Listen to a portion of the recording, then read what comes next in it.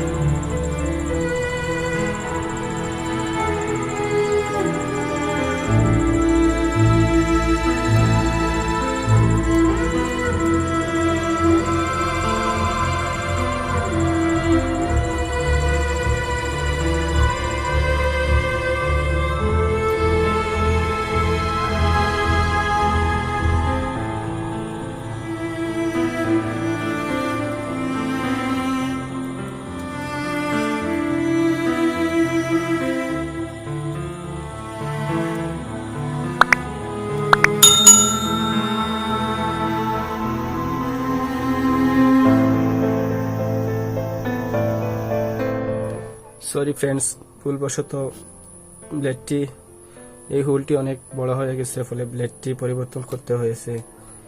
এর চেয়ে ভালো করে বেটার তৈরি করার জন্য এই ধরনের একটি ব্লেড তৈরি করে নিয়েছি। সেম প্রসেসে ব্লেডটি তৈরি করেছি, সেম প্রসেস, শুধু এখানে দুই দিকে দুইটি অংশ বাড়তি রেখেছি যাতে ভালোভাবে ব্লেন্ডার করতে পারে। তো এবার এই ব্লেডটি ব্লেন্ডারের সাথে কানেক্ট করে নিব। কানেক্ট হয়ে গেছে। এবার ব্লেন্ডারটি চালানোর জন্য এখানে ডিসি 12 ভোল্ট ব্যাটারি ব্যবহার করছি, সোলারের 12 ভোল্ট ব্যাটারি। সেই জন্য ব্যাটারিটি আপনাদেরকে দেখাতে পারছি না।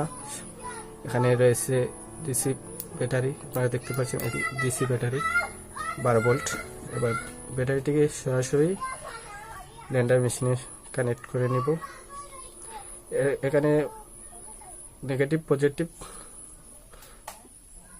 কোনো বিষয় নয়, কারণ এতে মোটরের ডিরেকশন পরিবর্তন হবে। তো কানেক্ট হয়ে গেছে, আপনারা দেখতে পাচ্ছেন ব্লেন্ডারটি রোটেট করছে। এবার ব্লেন্ডারটি দিয়ে একটি কামরাঙ্গা আমি ব্লেন্ডার করে দেখাবো। কামরাঙ্গাগুলোকে কচি করে কেটে নিয়েছি যাতে ব্লেন্ডার করতে সুবিধা হয়। এবার সেখানে কিছু কামরাঙ্গা দিয়ে নিব ব্লেন্ডারে।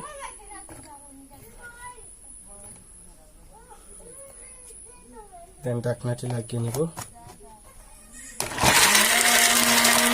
ব্লেন্ডারের কাজটি হয়ে গেছে। আরো কিছু কামরাঙ্গা দিয়ে দিচ্ছি, এখানে পুরোপুরি দিয়ে দিচ্ছি। এবার ঢাকনাটি লাগিয়ে নিব। দেখতে পাচ্ছেন এখানে একটু পানি মিশিয়ে নিব যাতে জুস তৈরি হয়। অল্প একটু পানি মিশিয়ে নিলাম আর ঢাকনাটি লাগিয়ে স্টার্ট করে নিব।